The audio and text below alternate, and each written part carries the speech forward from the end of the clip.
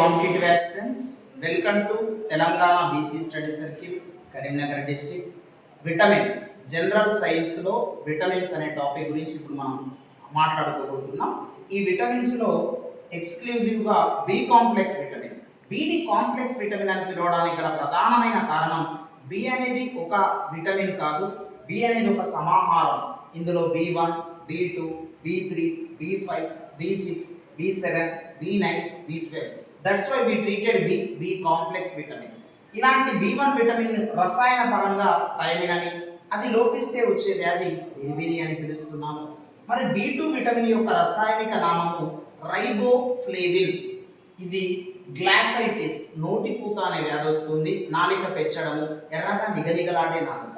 B3 niacin లేదా nicotinic ఆమ్లము, లోపిస్తే వచ్చే వ్యాధి పెల్లగ్రా. B5 ఫ్యాంటోటెనిక్ యాసిడ్, బర్నింగ్ ఫిట్స్, అరికాలలో మంటలు వస్తుంది. B6 ఫైరిడాక్సిన్, మూర్ఛ లేదా ఎనిమియా అనగా రక్తహీనత కలుగుతుంది. అదేవిధంగా B7 విటమిన్ రసాయనిక నామము బయోటిన్.